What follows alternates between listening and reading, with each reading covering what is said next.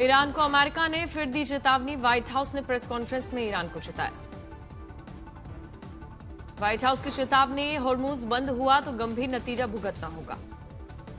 White house की प्रवक्ता Caroline Levitt ने कहा कि ईरान के खिलाफ यह ऑपरेशन तभी खत्म होगा जब ट्रंप मानेंगे कि सभी लक्ष्य पूरे हो गए हैं। ईरान बिना शर्त आत्मसमर्पण कर चुका है। व्हाइट हाउस की प्रवक्ता कैरोलाइन ने आगे कहा कि अमेरिका ने 50 से ज्यादा ईरान जहाज नष्ट किए। साथ ही कहा कि ईरान की 90% मिसाइल क्षमता कम। व्हाइट हाउस की प्रेस सचिव कैरोलाइन लेविट का बयान, मैं इसकी पुष्टि कर सकती हूं कि अमेरिकी नौसेना ने इस समय किसी भी तेल टैंकर या जहाज को एस्कॉर्ट नहीं किया। अमेरिका ने ईरान को सबसे बड़े हमले की दी चेतावनी। अमेरिका के रक्षा मंत्री ने कहा, जब तक ईरान हार नहीं जाता हम हार नहीं मानेंगे। पीट हेगसेथ ने कहा, सबसे ज्यादा फाइटर, सबसे ज्यादा बॉम्बर्स तैनात किए जाएंगे। ईरान से बातचीत को लेकर शर्तों के साथ ट्रंप ने दिए संकेत। कहा, तेहरान ने ताकतवर मिसाइलों का इस्तेमाल करने की कसम खाई। ईरान की लारिजानी ने ट्रंप की धमकियों को खारिज किया। अमेरिकी एयरफोर्स जनरल का दावा, 50 से ज्यादा ईरानी नेवी के जहाज तबाह हो गए। इजरायल की ओर से दावा, बेरूत के दक्षिणी इलाकों पर हमला करना शुरू कर दिया। ट्रंप का बड़ा बयान, 50 साल में पहली बार अमेरिका में नई ऑयल रिफाइनरी खुलेगी। ट्रंप के आदेश पर यूएस ने होर्मुज में निष्क्रिय माइन लाइंग जहाज नष्ट किए। ईरान को कड़ी चेतावनी। यूएस सेंट्रल कमांड का दावा, अमेरिकी सेना ने होर्मुज के पास 16 ईरानी माइन लायर्स नष्ट किए। नेतन्याहू ने ईरान की जनता से कहा कि आजादी का क्षण अब निकट है, आयतुल्लाह शासन हटाओ। बेरूत में इजरायल ने हिजबुल्लाह के ठिकानों पर बड़ा हमला किया, दहिए इलाके को निशाना बनाया। ईरान में चल रही जंग पर नॉर्थ कोरिया का बयान, सरकारी न्यूज एजेंसी KCNA ने बताया है कि नॉर्थ कोरिया की सरकार ने कहा कि वो ईरान के खिलाफ अमेरिका और इजरायल के गैरकानूनी हमलों की कड़ी निंदा करता है। नॉर्थ कोरिया ने कहा है कि अमेरिका और इजरायल के गैरकानूनी हमले दुनिया भर में शांति खत्म कर रहे हैं और अस्थिरता बढ़ा रहे हैं। तेल अवीव और यरूशलेम में मिसाइलों की बरसात, पश्चिमी तट में अलर्ट, हेब्रोन और रामल्ला में आकाश में दिखी मिसाइलें। लेबनान ने दक्षिणी गांव पर इजरायली हमलों के बीच वेटिकन से मध्यस्थता की मांग की। ईरान ने यूरोप चीफ से कहा कि पाखंड से बचें, तो यूरोपीय संघ के चीफ उर्सुला ने कहा, ईरान के लोग आजादी के हकदार हैं। यूरोपीय संघ के कोस्टा ने कहा कि ईरान के खिलाफ युद्ध में अब तक रूस ही एकमात्र विजेता। WHO की ईरान में चेतावनी, कहा, तेल प्लांट्स पर हमलों के बाद ईरान में हो रही ब्लैक रेन से सांस की दिक्कतें हो सकती हैं।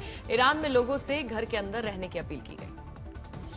LPG सप्लायर की संकट पर विवाद जारी। भारत की सरकारी कंपनियों ने भरोसा दिलाया कि सप्लाई पर कोई असर नहीं पड़ेगा। सरकार ने रेस्टोरेंट की कमर्शियल सप्लाई की चिंताओं को दूर करने के लिए बनाया पैनल। तेल कंपनियों और रिफाइनरियों की सप्लाई को स्थिर करने के लिए LPG प्रोडक्शन बढ़ाने का दिया निर्देश। तेल संकट पर केंद्रीय मंत्री पीयूष गोयल बोले, पेट्रोल डीजल की कोई कमी नहीं है। तेल संकट पर सरकार को विपक्ष ने घेरा। कांग्रेस, SP, TMC, आम आदमी पार्टी, लेफ्ट ने संकट के लिए केंद्र को ठहराया जिम्मेदार। प्रियंका गांधी ने फ्यूल की कमी के लिए सरकार पर आरोप लगाया। कहा, संकट और गहराएगा। कहा कि LPG संकट पर राहुल गांधी के दावे सच हो रहे हैं। जंग के बीच ईरान के विदेश मंत्री अरागची से जयशंकर की बात, मौजूदा संकट पर दोनों के बीच हुई चर्चा। मिडिल ईस्ट संकट का हवाई यात्रा पर पड़ा असर, एयर इंडिया ने टिकट पर फ्यूल सरचार्ज बढ़ाया। लोकसभा में स्पीकर को हटाने के प्रस्ताव पर चर्चा आज खत्म होगी, वोटिंग की संभावना। केंद्रीय गृह मंत्री अमित शाह कार्यवाही के दौरान शाम करीब 4 बजे प्रस्ताव पर अपना देंगे बयान। तनाव जारी रहने पर विपक्ष पश्चिमी एशिया युद्ध, LPG की कीमतों पर बहस के लिए डालेगा दबाव। विपक्ष CSC ज्ञानेश कुमार के खिलाफ महाभियोग प्रस्ताव लाएगा। सूत्रों के मुताबिक महाभियोग लाने के प्रस्ताव में कांग्रेस TMC के साथ। सूत्रों के हवाले से खबर, 4 राज्यों और 1 केंद्र शासित प्रदेश के लिए चुनाव की तारीखों को 15 मार्च को आने की संभावना। पश्चिम बंगाल, तमिलनाडु, असम, केरल और पुडुचेरी में मई 2026 से पहले चुनाव। बीजेपी कोर ग्रुप की आज दिल्ली में मीटिंग होगी। पश्चिम बंगाल चुनाव की रणनीति और उम्मीदवारों पर अहम मीटिंग। ममता बनर्जी के भाषण पर विवाद। ममता बनर्जी ने मुस्लिम समुदाय से कहा, आप सुरक्षित हैं क्योंकि हम यहां हैं। बीजेपी ने पश्चिम बंगाल में ममता पर डर फैलाने और ध्रुवीकरण का आरोप लगाया, तो कांग्रेस लेफ्ट ने भी इस पर टिप्पणी की निंदा। आज शाम 6:30 बजे तिरुचिरापल्ली में PM की रैली। तमिलनाडु चुनाव में NDA का इस रैली के जरिए शक्ति प्रदर्शन। सुप्रीम कोर्ट के दखल के बाद SIR पर ममता बनर्जी का धरना खत्म। SIR पर 25 मार्च को होगी अगली सुनवाई। इंदौर के बस स्टैंड में लगी भीषण आग, देखते ही देखते बस जलकर खाक हुई। छत्तीसगढ़ के कोरबा में मेडिकल कॉलेज परिसर में लगी भयंकर आग, 6 एम्बुलेंस और एक कार जलकर खाक।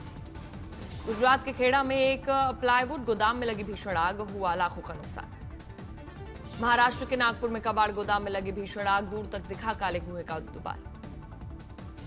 राजस्थान के पाली में कार से भरे कंटेनर में लगी भीषण आग, 5 नई कारें जलकर राख हुई। लखनऊ में 2 पक्षों में मामूली विवाद के कारण दुकान में लगाई आग, पूरी दुकान जलकर खाक।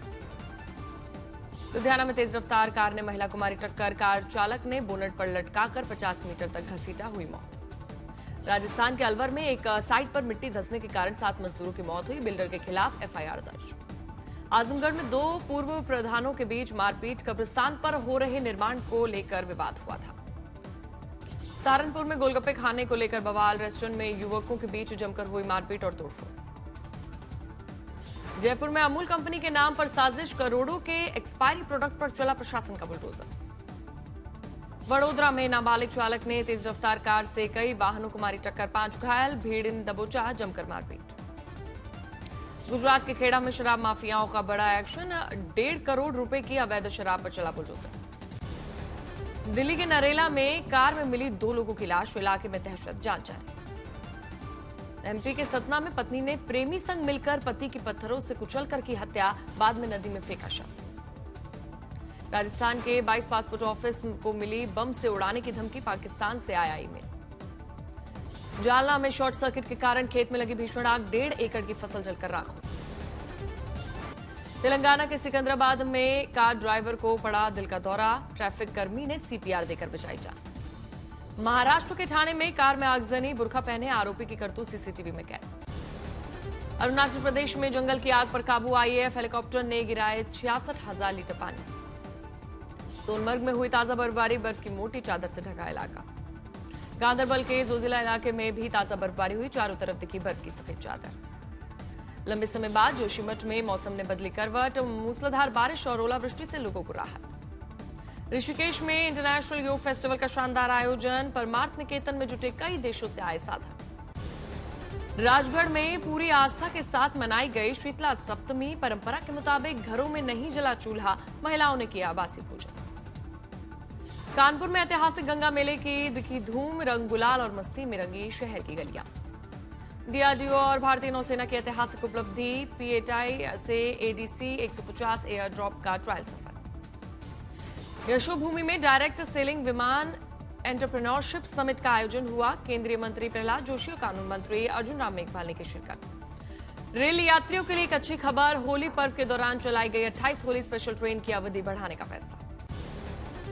पहली बार जोजिला पास 28 फरवरी के बाद भी खुला रहा, भारी बर्फबारी के बावजूद बीआरओ ने श्रीनगर लेह हाईवे रखा चालू। जोजिला पास सर्दियों में आमतौर पर 5 से 6 महीने रहता है बंद, इस बार जोजिला पास खुला रहने से लद्दाख और कश्मीर के बीच सप्लाई लाइन हुई मजबूत। तेजी से चल रहा है जोजिला टनल प्रोजेक्ट का काम, अधिकारियों के मुताबिक अब 600 मीटर से भी कम खुदाई बाकी। T20 विश्व कप जीत के बाद मुंबई पहुंचे कप्तान सूर्य कुमार यादव, लोगों ने किया भव्य स्वागत। T20 वर्ल्ड कप जीतने के बाद हीरो की तरह पटना लौटे ईशान किशन, एक झलक पाने को बेकाबू fans. World champion team India के लिए बीसीसीआई ने खोल दिया अपना खजाना, 131 करोड़ रुपए इनाम का किया ऐलान, बीसीसीआई के उपाध्यक्ष राजीव शुक्ला ने दी जानकारी। डेरिल मिशेल को गेंद मारने की वजह से अर्शदीप सिंह पर एक्शन, आईसीसी ने सुनाई सजा, एक डीमेरिट पॉइंट भी जुड़ा। पश्चिम एशिया संकट के कारण भारत में फंसी वेस्टइंडीज और दक्षिण अफ्रीका की टीमें स्वदेश जाने पर कर रही हैं इंतजार।